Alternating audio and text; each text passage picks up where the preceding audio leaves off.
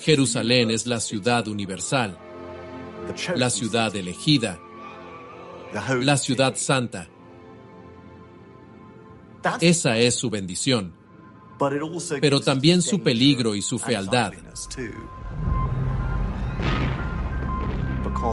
puesto que eso supone la convicción de que debe ser tomada por completo.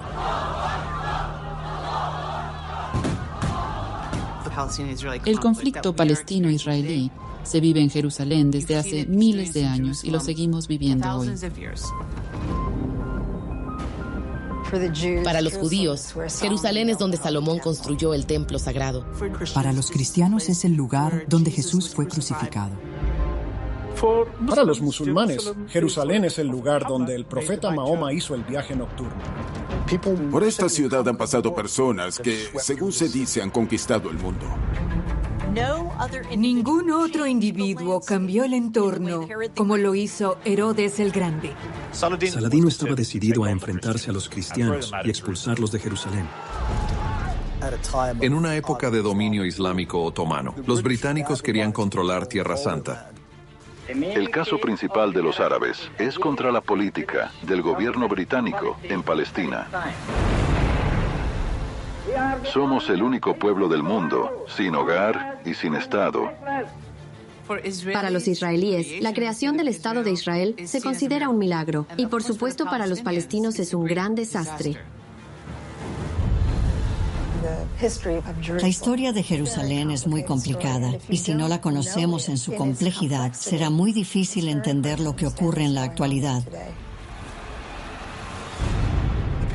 El pasado nunca muere y si hay una ciudad a la que eso se aplica, esa es Jerusalén.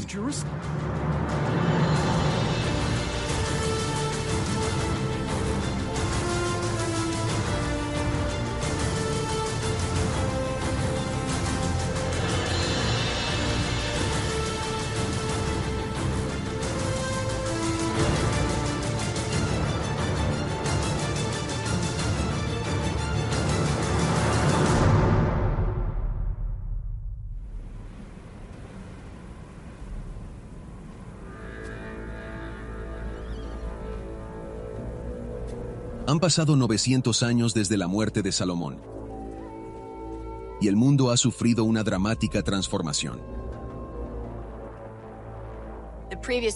Los siglos anteriores han visto el crecimiento de estos imperios que solo tratan de engullir tanta tierra en su alrededor como sea posible. En el año 39 a.C., había dos grandes potencias en el mundo, la romana, que controlaba gran parte del Mediterráneo, y el imperio parto. Un enorme imperio que lo controlaba todo, desde las fronteras de Siria e Irak hasta las de la India. Los partos eran los descendientes de los antiguos persas, al este de la zona de Siria, Palestina. Y cuando miras un mapa, puedes ver una especie de punto de encuentro natural del conflicto entre estas dos potencias, la tierra donde se asienta Jerusalén. Jerusalén está ahora gobernada por los Hasmoneos, una venerada dinastía judía. La Hasmonea fue una dinastía judía establecida por un grupo de rebeldes conservadores judíos que derrocaron el dominio griego en Jerusalén y en Israel. Aquella revuelta del año 167 a.C. se conmemora con la festividad judía moderna de la Hanukkah. Con el paso del tiempo, los hasmoneos ampliaron el tamaño de su reino, conquistando otros pueblos de su entorno que no eran judíos.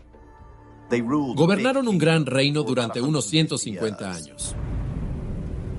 Pero ahora, los hasmoneos se enfrentan a un nuevo enemigo, uno respaldado por todo el poder del Imperio Romano.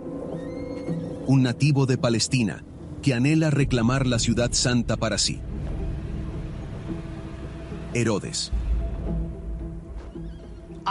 Creo que Herodes habría sido una de esas personas con las que habría sido aterrador, ser amigo o enemigo.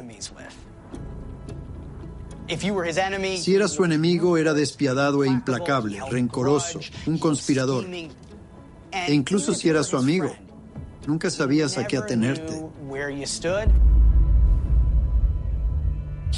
Era en parte monstruo y en parte héroe, Su nombre significa héroe en griego, así que siempre buscó ese papel.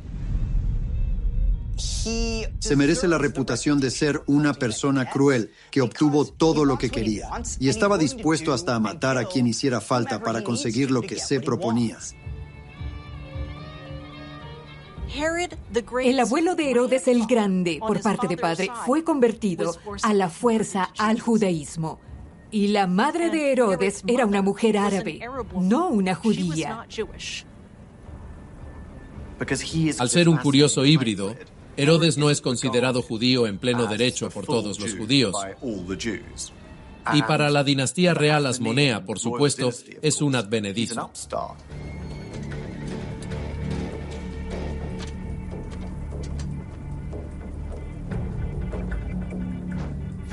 Los asmoneos lo llamaban mestizo. Y creo que eso le corroía.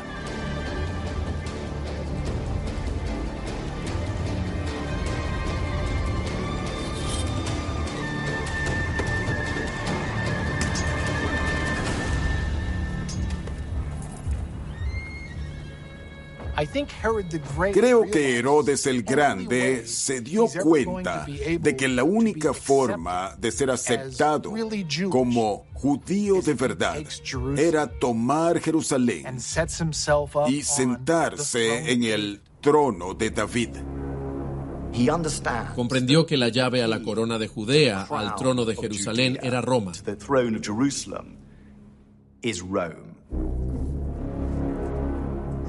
Los romanos querían controlar todo el Mediterráneo. Y necesitaban un aliado, un rey y un cliente en Jerusalén. Herodes se formó en Roma. Sus compañeros de clase fueron los estudiantes, que más tarde se convirtieron en césares. Así que estaba muy versado en intrigas políticas. Sus alianzas le ayudaron a avanzar en su posición y en su carrera. Los romanos eran en extremo arrogantes y creían que podían nombrar a quien quisieran, rey de cualquier lugar, no muy diferente a otras grandes potencias de hoy en día. De ese modo, decidieron que Herodes sería esa persona.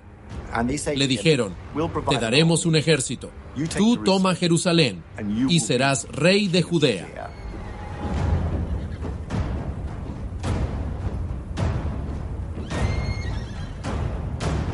Así que partió.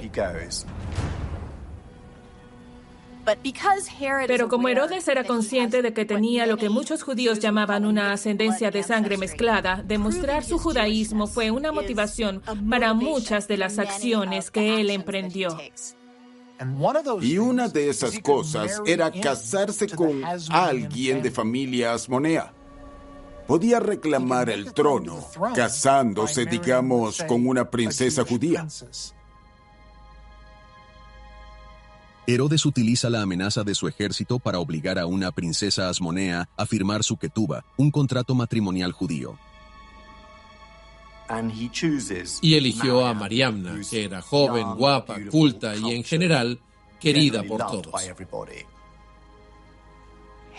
La relación de Herodes con Mariamna habría sido un buen programa de telerrealidad. Por un lado, Herodes la amaba profundamente y expresaba su amor con gestos grandiosos. Por otro lado, ella le reprochaba constantemente su baja condición y él siempre se sentía inferior a su lado.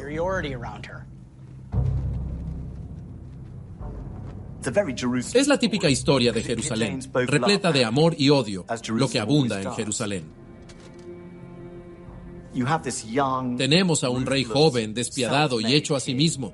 Tenemos a una princesa de la más grandiosa familia monárquica.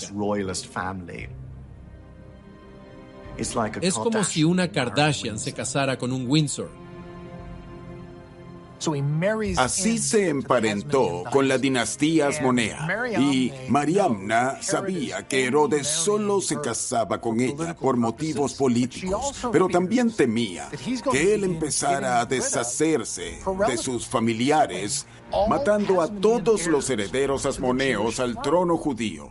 Y tenía tantas tropas romanas con él que eso no sería tan difícil.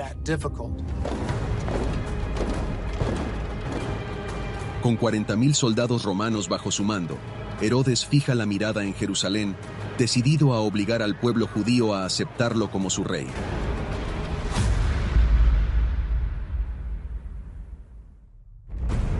Jerusalén, año 39 a.C.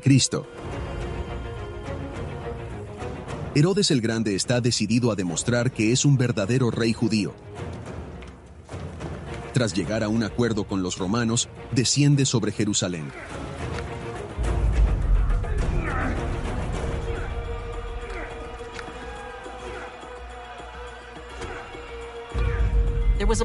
Fue una sangrienta masacre, muchos cadáveres tirados por toda la ciudad, la matanza de numerosos civiles inocentes, hombres, mujeres y niños. Herodes se guarda sus más duras acciones para la familia real. Existía la tradición política de que cuando se tomaba una ciudad, al rey depuesto se le permitía vivir, se le exiliaba. Herodes el Grande, sin embargo, no era el típico rey noble. Era despiadado y paranoico. Por eso, cuando tomó la ciudad, empezó a ejecutar a todos sus posibles rivales, incluido el antiguo líder Asmoneo. Hircano, el gobernante asmoneo, es tío de Mariamna, pero a Herodes solo le importa reclamar su premio. Tomó Jerusalén y se declaró rey de Judea. Y luego se propuso convertirse en el rey más exitoso, no solo de Judea, sino de todo el Mediterráneo. Alejandría, año 36 a.C. Herodes no está solo en sus ambiciones. Un poderoso rival se cierne sobre uno de los reinos más antiguos del planeta. Para entonces, Egipto no era una superpotencia, estaba lejos de su antigua gloria. Los incompetentes gobernantes anteriores y las guerras civiles habían reducido el reino a un pedazo de sí mismo. Ahora era casi un estado cliente romano. Había perdido su poder.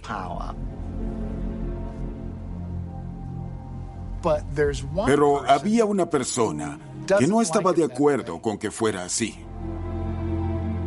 Cleopatra quería ver a Egipto alzarse de nuevo.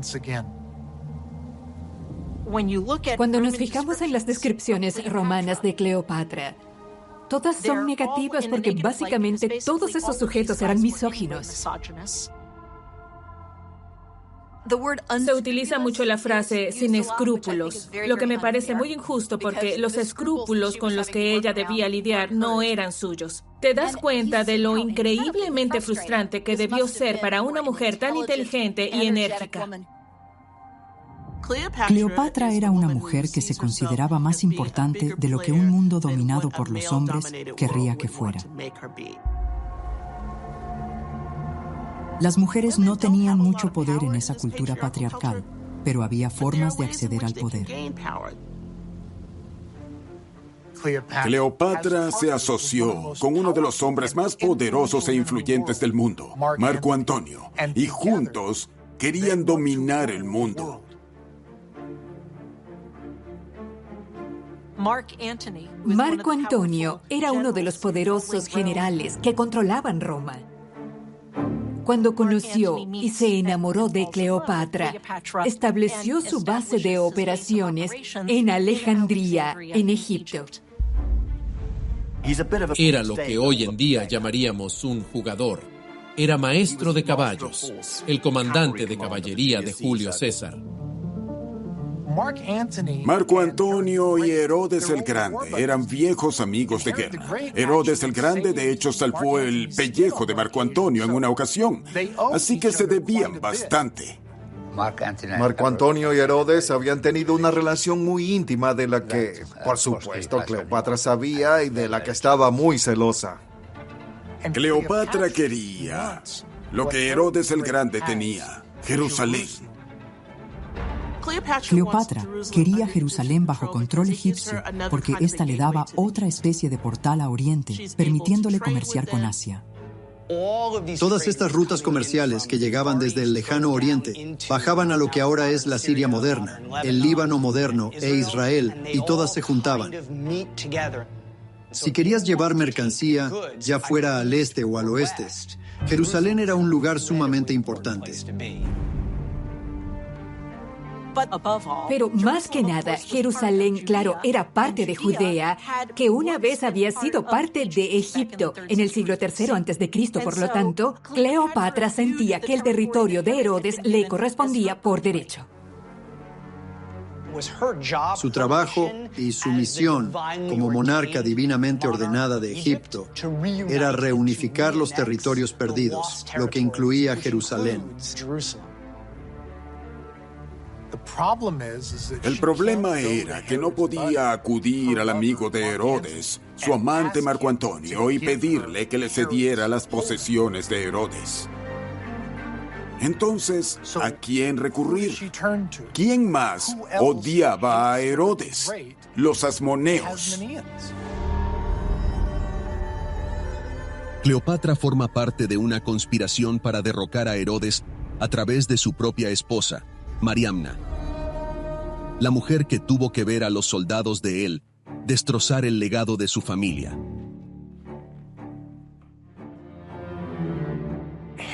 Herodes el Grande amaba a Mariamna, pero ella estaba conspirando contra él. Y detrás de todo estaba Cleopatra.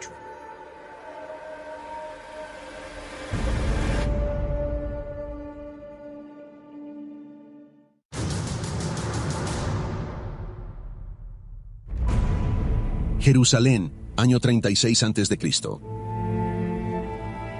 Cleopatra anhela que Jerusalén vuelva a estar bajo el control de Egipto, por lo que participa en una conspiración para derrocar a Herodes con su propia esposa. Mariamna comienza engañando a Herodes para que, sin saberlo, promueva a su sustituto.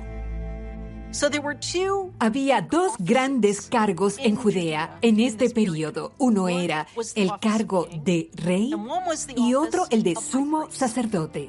Los asmoneos habían servido como reyes y como sumos sacerdotes. Pero Herodes no podía servir como sacerdote en el templo de Jerusalén porque solo era medio judío. Pero Mariamna tenía un hermano llamado Jonatán, que era asmoneo, y por lo tanto elegible para ser sumo sacerdote. Mariamna convence a Herodes de nombrar sumo sacerdote a Jonatán, completando así con éxito el plan de Cleopatra de situar a Jonatán a un paso del trono. Por lo que sabemos, el hermano de Mariamna, Jonatán, era un sujeto apuesto y carismático, el tipo de hombre que los judíos hubieran preferido tener como rey antes que a Herodes el Grande. Hay una historia de un festival, la fiesta de los tabernáculos, uno de los principales festivales de peregrinación al templo de Jerusalén. Y cuando él fue a oficiar los sacrificios en el altar, toda la gente empezó a gritar sobre lo maravilloso del joven. Todos se asombraban por lo atractivo que era ese joven, lo regio que se veía, lo asombroso que se veía. Pensaban que los asmoneos habían vuelto. Con Jonatán a la cabeza del acontecimiento, tengan por seguro que Herodes el Grande oyó la conmoción sobre lo popular que era Jonatán, y así a Herodes le hervía la sangre.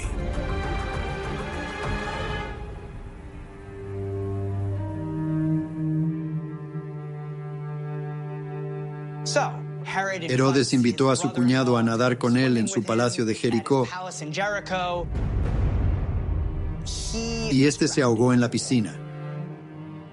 Un accidente, nada de extrañar, solo que todo mundo sabía qué había ocurrido en realidad. Herodes había eliminado a un rival.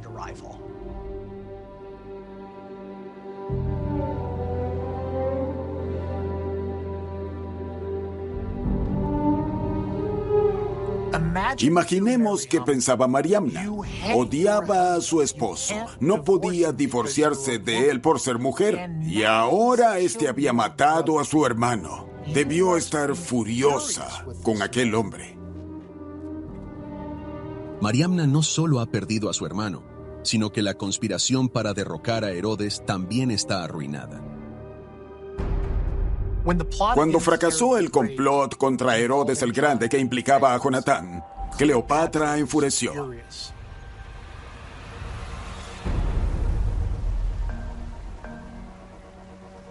La reina egipcia intenta convencer a Marco Antonio de que se vuelva contra su íntimo amigo. Cleopatra utilizaba su enorme influencia sobre Marco Antonio para debilitar a Herodes siempre que podía. Contaba historias sobre el trato que Herodes daba a su esposa, el trato que daba a los judíos en Jerusalén, su crueldad. Pero Marco Antonio aspiraba a dirigir todo el Imperio Romano. No le interesaba que sus clientes reyes se pelearan entre sí, aun cuando la poderosa monarca Cleopatra era su pareja y la madre de sus hijos. Marco Antonio le pidió que jugara limpio. Cleopatra, como la astuta gobernante que era, dijo: de acuerdo, jugaré limpio, iré a visitar a Herodes el Grande y te demostraré que podemos convivir en armonía. Cleopatra viajó a Jerusalén y declaró públicamente que quería enmendar las cosas, que iba a hacer las paces con Herodes, pero en secreto lo que quería era que Herodes muriera. Herodes cuenta con una amplia red de espías y no tarda en descubrir la verdad sobre las intenciones de Cleopatra. Así que, por supuesto, Herodes el Grande ahora sabía que Cleopatra iba por su cabeza. Jerusalén, año 34 a.C.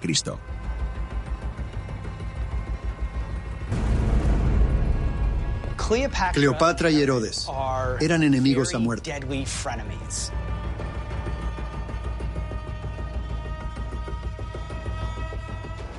Al tener un patrón en común, Marco Antonio, tenían que ser amigos políticos, pero en definitiva son enemigos. Ahora había dos leones en una misma jaula. Alguien tenía que morir.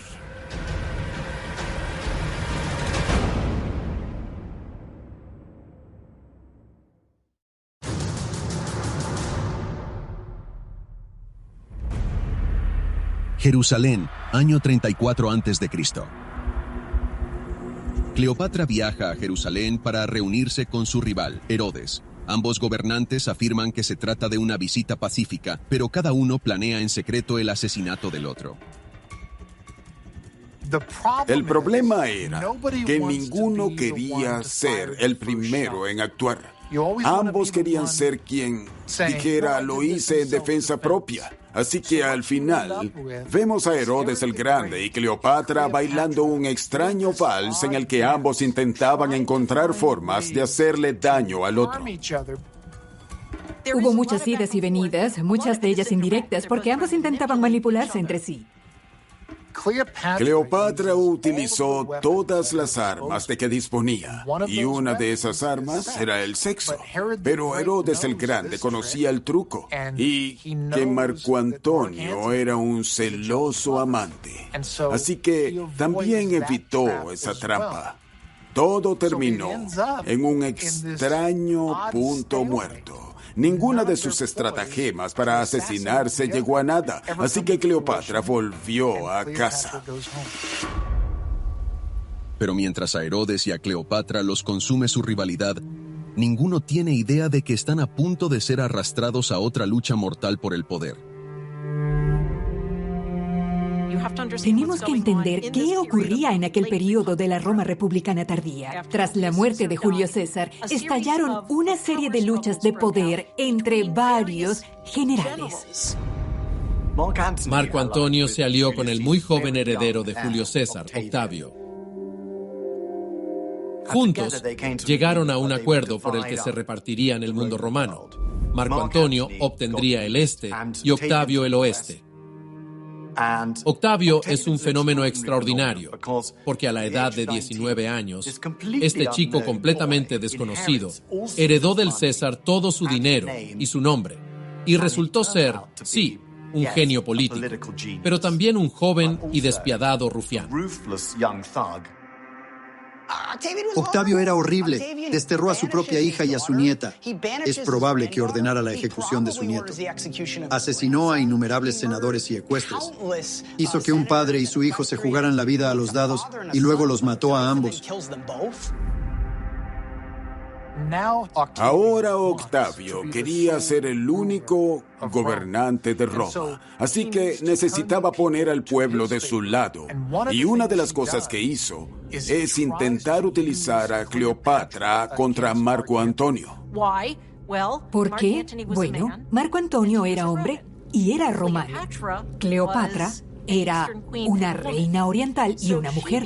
Ella se convirtió en el centro de la propaganda negativa que Octavio empezó a lanzar. Dijo cosas como: Cleopatra es una extranjera. Ha contaminado la mente de Marco Antonio y lo hace tan efectivamente que la gente comenzó a volverse contra Marco Antonio y Cleopatra. Lo que antes era un acuerdo para compartir el poder se convirtió en una batalla entre ambos, donde competirían por el gobierno exclusivo de Roma. Marco Antonio convocó a todos sus partidarios y les dijo: vengan a luchar conmigo contra Octavio. Y Herodes el Grande dijo: oye, lo siento, estoy ocupado. Eso porque odiaba a Cleopatra y veía a Octavio como el probable vencedor.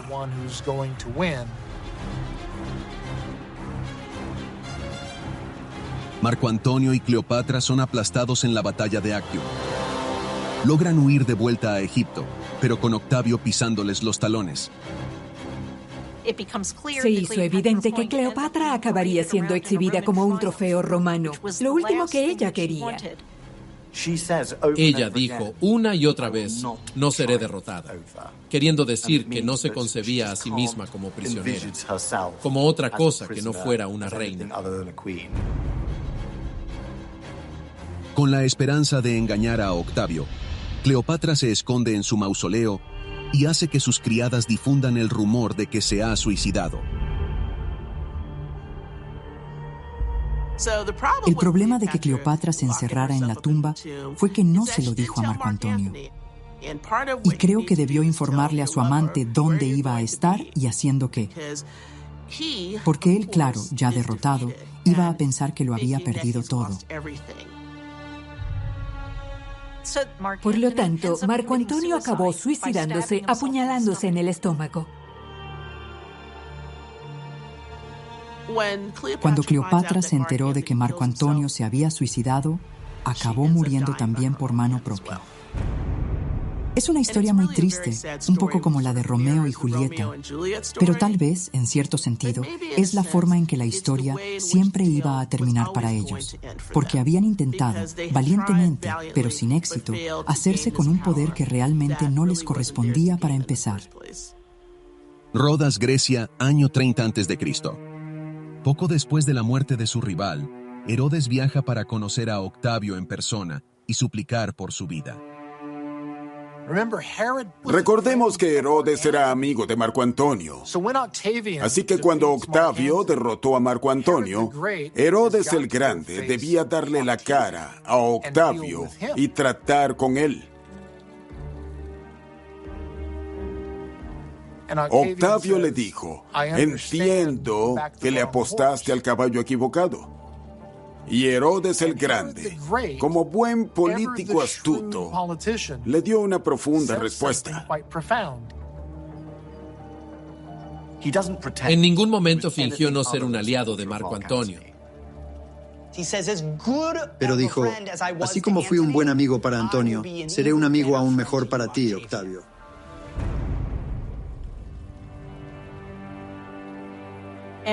Herodes fue tan convincente que Octavio no solo lo reconfirmó como rey de Judea, sino que de hecho aumentó el tamaño de sus dominios.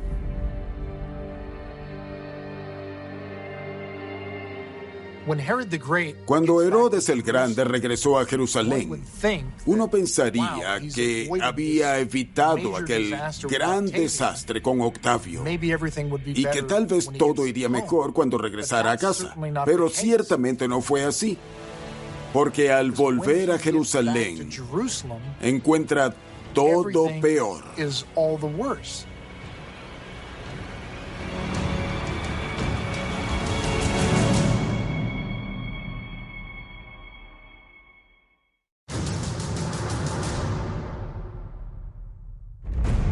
Rodas, Grecia, año 30 a.C.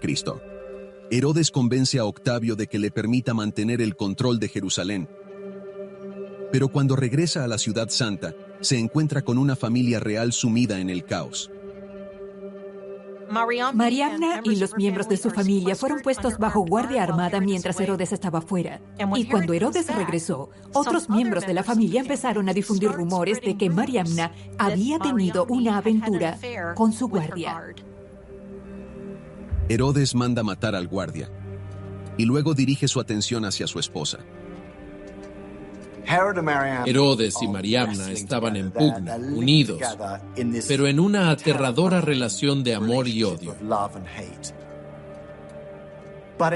Pero al final, él ya no confiaba en ella porque ella todo el tiempo estaba conspirando dentro de su propia casa.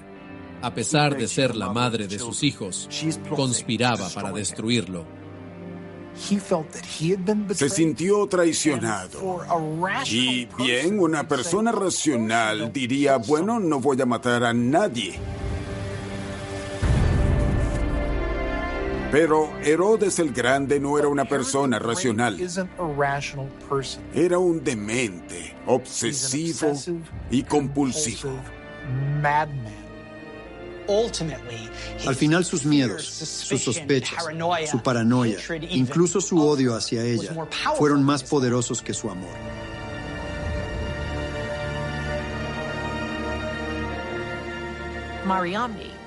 Mariamna no tenía ni 25 años y ya le había dado 5 hijos. Herodes pensó que aquello resolvería sus problemas, pero nunca imaginó que esto lo llevaría a la locura absoluta.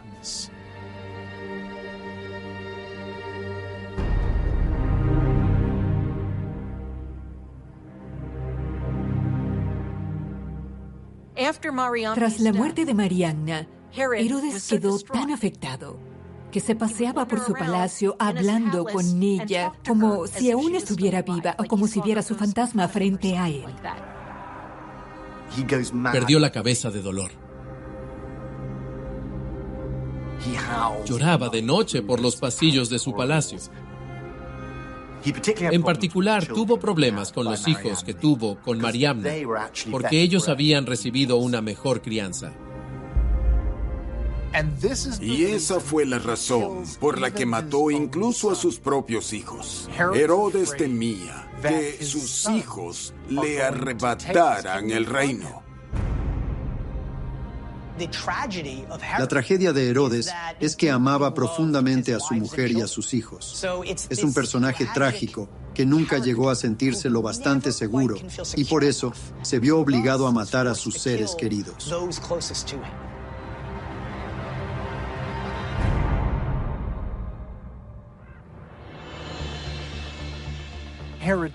Herodes se hundía cada vez más y cuanto más se enojaba, más se deprimía. Se refugió en sus proyectos de construcción porque sus edificios vivirían más que él. Intentó salir de aquella depresión construyendo. Herodión. Construyó una serie de palacios fortificados en el desierto a lo largo de la frontera oriental, incluyendo Masada, con vistas al Mar Muerto. Construyó ciudades enteras, como en Cesarea, en la costa, donde, además de edificar una ciudad, construyó el mayor puerto artificial que se había creado hasta entonces. Y en Samaria, la antigua capital del reino septentrional de Israel, construyó otra ciudad. El rey Herodes es una de las principales figuras que han dominado la geografía palestina. A él debemos los principales monumentos de Palestina. Antes del rey Herodes, Jerusalén era pequeña, hacinada, poco desarrollada. Él básicamente lo derribó todo y volvió a empezar. Construyó palacios extraordinarios y canales, fuentes y fortalezas. Pero Herodes se concentra más en una empresa titánica. Herodes el Grande quería apaciguar al pueblo de Jerusalén y sabía que, por muchas estructuras que construyera, el templo de Jerusalén era el edificio más importante para su pueblo. Así que Herodes quería poner su sello en el centro del judaísmo y superar incluso al propio Salomón. El templo estaba en ruinas, casi colapsado, así que decidió derribar el antiguo templo y erigir uno nuevo. Intentó recuperar ese antiguo sentido de ser designado para proteger la ciudad elegida por Dios. Construyó un enorme muro de contención alrededor del templo. Lo rellenó para que hubiera una plataforma a la que hasta 100,000 personas podían entrar a celebrar frente al templo. Y luego duplicó el tamaño del templo. Usó unos sillares colosales, algunos tan grandes que llegan a pesar 200 toneladas. Lo que vemos en el Muro de los Lamentos es un pequeño fragmento del muro de contención de la explanada. Los muros del templo subían 20-25 metros más. Eso fue lo que construyó Herodes. Él creó la Jerusalén que conocemos hoy, lo que conocemos como Monte del Templo, lo que los musulmanes llaman Haram al-Sharif, la cúpula de la roca y la mezquita de Al-Aqsa fueron construidas sobre el recinto sagrado de Herodes.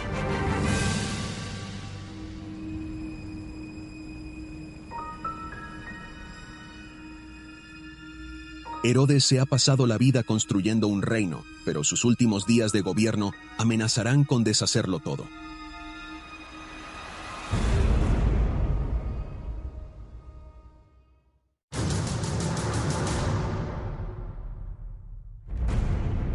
Jerusalén, 4 años antes de Cristo.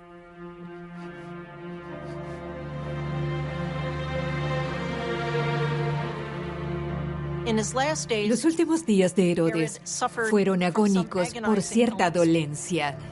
No sabemos de qué enfermedad se trataba. Los estudiosos especulan que fue sífilis, pero hay detalles que no sabemos.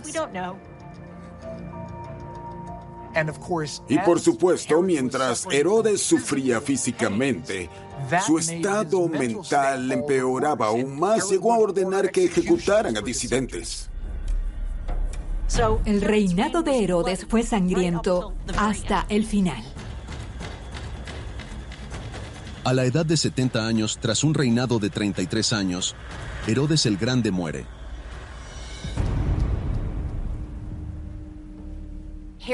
Herodes el Grande ansiaba el afecto de su pueblo, pero eso nunca fue suficiente para satisfacerle. Dejó tras sí una ciudad restaurada, un hermoso monte del templo y un país más próspero, pero murió sumido en la locura, el dolor, el resentimiento y la ira. Ningún sucesor de Herodes fue la clase de hombre que él fue. Ninguno de ellos fue capaz de ejercer el mismo nivel de control que tenía Herodes. Al final, los romanos se limitaron a anexionarse el territorio.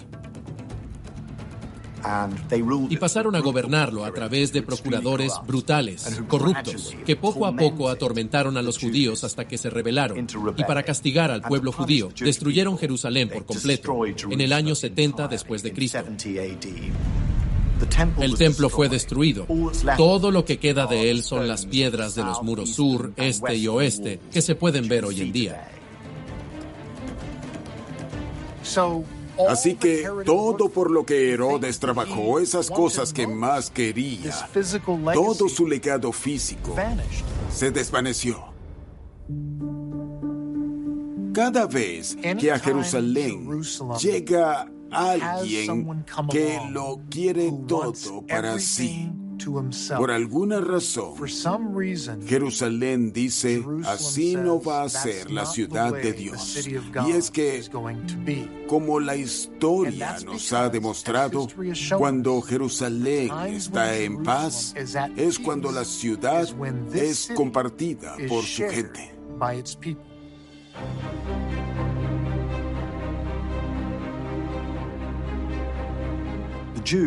Los judíos fueron otros tras la destrucción del templo en el año 70. En lugar de rezar en el templo de Jerusalén, pasaron a estar no vinculados a un templo, sino a la Torá.